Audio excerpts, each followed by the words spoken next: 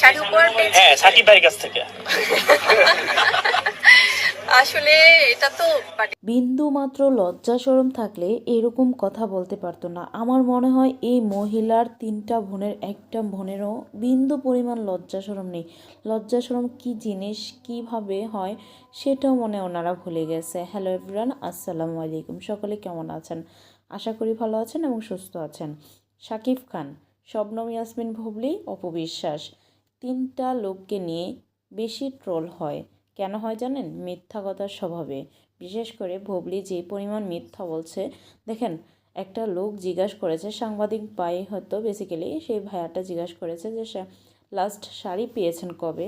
সে উত্তরে একটা হ্যাঁ হ্যাঁ করে একটা হাসি দিল। এটা দিয়ে কি বোঝালো যে শাকিব খান মাশাল্লাহ অনেকভাবেই শাড়ি গিফট করে থাকেন। মাশাল্লাহ উঠতে বসতে নামতে সবখানেই শাড়ি গিফট করেন। এটা আপনারা কখনো বিশ্বাস করবেন বা বিশ্বাস করার মতো আপনাদের কি মনে হয়? অবশ্যই কমেন্টে লিখে যাবেন। আমি যতটুকু জানি এবং যতটুকু ধারণা, মেগাস্টার শাকিব খান সবাইকে টাকা দিয়ে দেন আপনারা আপনাদের শখ অনুযায়ী, পছন্দ অনুযায়ী কিনে নিতে। কিন্তু কখনো আমি দেখিনি সে কারোর জন্য শাড়ি কিনেছে। হ্যাঁ কিনেছে, তার সন্তানদের জন্য গিফট কিনেছে, খেলনা, গাড়ি, এটা ওটা। কিন্তু এই যে শাড়ি কিনে দেওয়া, আপনার নাকফুল দেওয়া, এই মিথ্যা কেন ছড়াচ্ছেন? কেন? কী কারণে? আপনি কি যদি মানুষকে বলেন যে আমি শাকিব খানের সঙ্গে সংসার করেছি, প্রমাণ দেখান, কই কোনো প্রমাণই তো দেখাতে পারছেন না, তাহলে এত বড় বড় কীভাবে কথা বলছেন? লজ্জা করে না?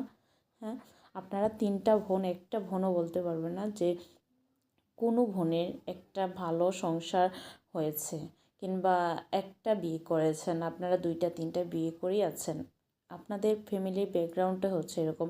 জানি না আপনার ভাইয়ের ক্যাটাগরি আপনি কীরকম, কারণ আপনার ভাই তো এখনও বিয়ে করেনি, সে এখনও পড়াশোনা করছে। তো আপনারা 3টা বোন, এই যে কী যে বলে নাজনীন মিমি শিল্পী, সেটা হচ্ছে নাম্বার 1 বেয়াদব। আমি বলবো কেন বলছি কথাটা, দেখেন সে 3টা বিয়ে করেছে, একটাও সংসার করতে পারেনি। 4র্থ নাম্বার বিয়েটা কিভাবে করেছে জানেন? আরেকজনের হাজবেন্ডকে দেশের বাহিরে পালিয়ে নিয়ে গেছে, মানে চুরি করে, জোর চুরি করে ঠকিয়ে নিয়ে গেছে মহিলাটা।